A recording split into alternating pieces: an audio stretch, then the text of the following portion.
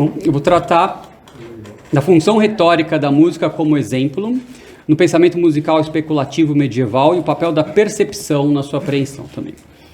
Bom, o pensamento musical especulativo medieval ocidental herdou da antiguidade greco-romana a concepção da música enquanto manifestação sonora da harmonia ou ordem ontológica universal, desenvolvendo e expandindo essa concepção conforme o quadro de referência da teologia cristã. Segundo essa perspectiva exposta nos tratados medievais de música especulativa, a música possui a propriedade de manifestar, ou seja, de comunicar, princípios filosóficos e teológicos por meio da aplicação desses mesmos princípios enquanto diretrizes para a construção de uma obra musical. Desse modo, a música possuiria certa propriedade retórica de comunicação ou demonstração de princípios filosóficos por meio da exemplificação sonora estética desses mesmos princípios. No entanto, o modo de compreender a relação entre retórica e música de que nos valemos aqui não é aquele associado a essa relação, tal como concebida pelo pensamento musical do século XVIII, as perspectivas retóricas enquanto diretrizes para a construção do discurso musical, nem das relações entre música vocal e palavra, concebida enquanto veículo retórico potencializador do discurso verbal e de seu conteúdo afetivo, nem mesmo enquanto essencialmente atrelada a uma eficácia de mover persuasivamente as paixões do ouvinte. A retórica aqui é compreendida conforme aquela sua propriedade indicada por Aristóteles como essencial, a de ser uma ferramenta científica de demonstração, de modo que a função retórica da música corresponde à sua concepção enquanto ciência e à sua função de ferramenta epistemológica enquanto arte liberal. Trata-se, portanto, de uma função retórica da música exercida dentro do próprio quadrívio medieval, função que comumente não é apontada enquanto tal, e não há uma interpretação dela como parte do trivium, ou seja, enquanto mera extensão da retórica, tal como passou a ser compreendida posteriormente. Muito bem, a retórica em Aristóteles. Segundo Aristóteles, a retórica é uma arte, ou seja, um hábitus intelectual, uma técnica ou habilidade de comunicação efetiva da verdade. Segundo a perspectiva de Aristóteles, a retórica não visa apenas mover as paixões, suscitando emoções ou sentimentos de modo a persuadir a pessoa através deles. Essa é uma parte não essencial, mas secundária da retórica. A persuasão, que é compreendida enquanto finalidade essencial da retórica, não é mero convencimento manipulador, mas sim a formação de uma convicção verdadeira por meio da demonstração clara e inteligível da verdade. Trata-se, antes de tudo, da eficácia na transmissão da verdade e não da eficácia da manipulação persuasiva do interlocutor. Então, a retórica para Aristóteles ela é compreendida como uma ramificação da lógica ou dialética e da ética. Ela tem que estar a serviço do bem e da verdade. Se ela não estiver a serviço do bem e da verdade, ela não é propriamente retórica. E, então, a retórica ela vai trabalhar em cima das habilidades demonstrativas da lógica. Os modos de proceder demonstrativamente da lógica vão adquirir uma forma retórica, ou seja, uma forma de transmissão mais simples, mais simplificada, de modo a aplainar o caminho, né, a esclarecer, aplainar o caminho para a compreensão dessas verdades densas que estão presentes no modo de proceder da lógica. Aristóteles ele diz que há dois modos fundamentais de proceder demonstrativamente na lógica. Um, que é a demonstração propriamente dita, que é a dedução, de onde se parte de um conhecimento de princípios universais das causas e, a partir dela, se deduz os seus casos particulares, as suas consequências particulares. Essa é a demonstração perfeita. Existe uma outra demonstração que faz o caminho inverso, que ela parte do particular, dos casos particulares, para alcançar o conhecimento dos princípios universais que regem, que estão manifestados nesses casos particulares.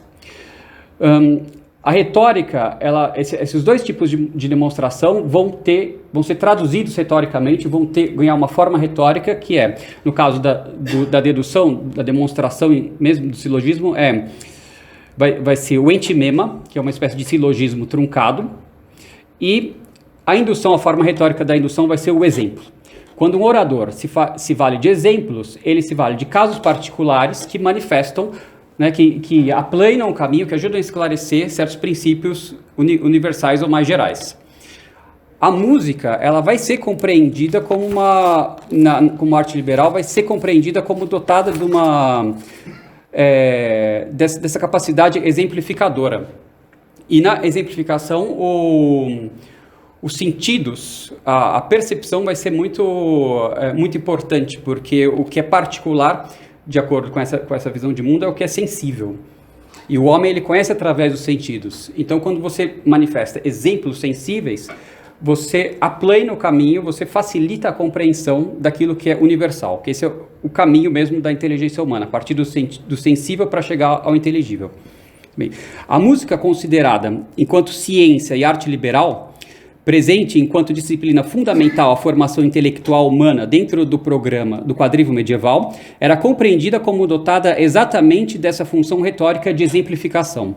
A música estudada dentro desse programa de disciplinas não era a música prática, a arte de compor, cantar ou executar um instrumento, mas sim a música especulativa, que é esse estudo dos princípios filosóficos e teológicos que regem, que estão presentes analogicamente numa obra musical, que uma obra musical concreta, sonora, é capaz de manifestar. A respeito do pensamento musical medieval, a musicóloga Nancy Van Dusen afirma que, falando de um modo geral, todos os conceitos básicos e mais importantes a serem encontrados nos escritos sobre música possuem construtos teológicos subjacentes e são, em grande medida, incompreensíveis sem esses construtos. Por outro lado, a exemplificação musical esclarece esses construtos ao lhes dar um formato perceptual compreensível. Há uma influência mútua, recíproca. Esta é a razão pela qual construto e exemplificação foram mantidos num dinamismo equilibrado como uma tradição por muitos séculos. Tem um autor que estuda essa questão do exemplo na retórica de Aristóteles, o Gerhard Hauser. Ele diz que existe uma função dupla no exemplo. Uma é conduzir através de casos particulares do que é sensível, o receptor do discurso ao conhecimento, a um conhecimento que ele ainda não tem. Ele ainda não conhece esses princípios universais, para conhecer, ele precisa partir dos sentidos. Então, essa é uma das funções. Outra é uma função de esclarecimento, de confirmação. Então, a pessoa que já conhece os princípios, para ela entendê-los melhor, se aplica esses princípios em casos particulares e aí se tem um aprofundamento, um desenvolvimento desses princípios, uma confirmação deles quando eles são aplicados em algo sensível. É uma função dupla do exemplo, que é uma função que também é atribuída à música, enquanto a arte liberal. Assim, a sonoridade, longe de ser considerada algo desimportante ou secundário na concepção de música especulativa, como alguns costumam crer, ela é importantíssima, uma vez que ela plasma, ela materializa sonoramente os princípios filosóficos e teológicos, as leis divinas que regem o universo, manifestando-os de um modo claro e agradável, atrativo à contemplação por meio da música. A sonoridade confere a esses princípios como que um corpo tangível, sonoro, por meio do qual a sua veracidade e bondade se manifestam sensivelmente enquanto beleza, comprovando-os esteticamente e impulsionando a alma à sua contemplação, pela admiração ou pelo espanto. Aí cabe a gente comentar um pouco sobre a percepção em Aristóteles. Aristóteles, no seu tratado De Anima, no livro 2, capítulo 6, ele vai dizer que a percepção, os nossos 5 sentidos, eles têm um objeto próprio e um objeto comum. O objeto próprio é aquele que é exclusivo do seu sentido. Então, no caso da escuta, é o som, no caso da visão, é a cor. Mas todos os nossos 5 sentidos, eles podem captar 5 objetos comuns, que são o movimento, o repouso, o número, a figura e a grandeza, a magnitude. E nós vamos ver que no conceito de cadência existe justamente uma percepção de três objetos comuns dos sentidos, a partir da escuta, que é o movimento, o repouso e o número. Muito bem. Vamos ver então o conceito de cadência segundo o Jacobus, Magister Jacobus, no Tratado Speculum Mundi, que é um tratado,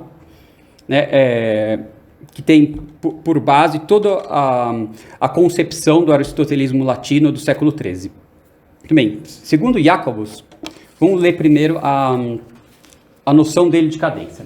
Ele diz o seguinte: A cadência, no que diz respeito ao assunto presente, parece designar uma certa ordenação ou inclinação natural de uma concórdia mais imperfeita em direção a uma mais perfeita, pois aquilo que é imperfeito parece ser naturalmente inclinado em direção à perfeição, como se direcionado a um melhor ato de ser, sicut ad melius esse. E aquilo que é fraco, né, debile, deseja, cupit, ser sustentado por uma coisa que é mais forte e mais estável. A cadência nas consonâncias, consequentemente, é dita ocorrer quando uma concórdia imperfeita empenha-se em alcançar uma concórdia mais perfeita que esteja próxima a ela, de modo que a concórdia imperfeita caia. Aí vem cadência, cadere. Cadência vem desse cair. Ela caia na concórdia mais perfeita e a ela se una por cima e por baixo, ou seja, descendendo e ascendendo por movimento, né, o movimento contrário dos intervalos no contraponto. A cadência, então, é concebida por Jacobus e também por outros tratadistas medievais como um movimento de um estado sonoro de instabilidade, constituído por duas ou mais notas simultâneas em relação de desproporção ou proporção imperfeita, para um estado sonoro de estabilidade, constituído por duas ou mais notas em relação de proporção perfeita, onde a instabilidade, caracterizada pela relação de desproporção ou proporção imperfeita entre as duas notas, é interpretada como um estado de potência e imperfeição, que, em virtude de tal característica, a ela é atribuída uma inclinação direcional teleológica a um estado de perfeição ou ato. Esse princípio é justamente, ele é uma exemplificação da concepção aristotélica de movimento. Na física de Aristóteles, a gente encontra essa concepção do movimento, que o movimento é o ato daquilo que está em potência. O ato é aquilo que existe já, é ser de maneira efetivada. A potência é aquilo que ainda não é, mas tem possibilidade de ser. O movimento é uma passagem daquilo que é possível, que está em potência, para a sua plena realização. O movimento, também diz Aristóteles, é uma atualidade incompleta, né? Ateles, daquilo que é móvel. O movimento ele é passagem da potência ao ato. A plena atualidade de uma forma é aquilo em vista de... o Cohen, que é ele tem um artigo sobre essa questão da cadência, e diz o seguinte, para explicar isso, que a plena atualidade de uma forma é aquilo em vista de que qualquer movimento ocorre, é a sua causa final, sua finalidade. E quando é alcançado, a potencialidade do móvel para a forma tornou-se, por assim dizer, atualizada. No momento em que isso ocorre, o movimento cessa, pois com a plena consecução da forma intencionada, o movimento alcançou o seu fim, o objetivo, né, o seu telos natural. Então, na física de Aristóteles, os corpos eles tendem ao seu lugar de repouso, quando o movimento cessa, a repouso. Então, a gente vê na cadência a percepção do movimento, do repouso e do número. Por quê? O número, enquanto categoria de percepção, aqui ele está nos intervalos, está na nota musical. A nota musical é o número sonoro, e as relações entre as notas musicais são relações numéricas. Aquilo que tem mais, as relações que têm mais proporção são as que têm mais unidade, por isso elas têm mais ato. E as que têm menos unidade, que têm uma desproporção, elas têm mais potência, porque ter potência é poder mudar, poder ser dividido. Quanto mais ato, mais indivisível. Quanto mais potência, mais pode ser dividido. Como a escuta, quando ela ouve a proporção, a unidade, por exemplo, no uníssono, que é a proporção mais perfeita, ele não discerne entre as notas, então aí é atribuída pelo Jacobus, pelos escolásticos aqui, como um intervalo dotado de mais ato. Quanto mais desproporção tem, quanto menos unidade, mais você consegue distinguir as notas, mais elas estão em choque. Então, por ter essa divisibilidade na própria escuta, elas estão a imperfeição dos intervalos, ela é interpretada como uma potência, como dotada de potência. E tudo que aquilo que é dotado de potência está direcionado ontologicamente a obter a sua plena realização, a obter a sua atualização. Essa concepção do Jacobus também, ela também, como muitos autores identificam, ela também tem influência de Santo Tomás de Aquino.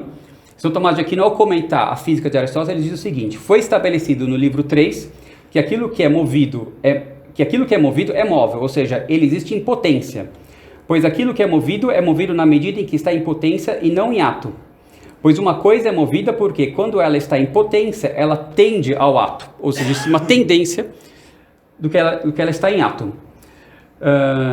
Bom, eu não vou, já acabou o tempo, não terminou, mas acho que com isso fica claro que a concepção de cadência está ligada com essa percepção do número, do movimento e do repouso, dessas categorias de perfeição e de imperfeição, a potência atribuída às relações de proporção e desproporção. E desse modo a cadência, acho que isso faz claro que a cadência é uma exemplificação de concepções da física e também da metafísica. É isso.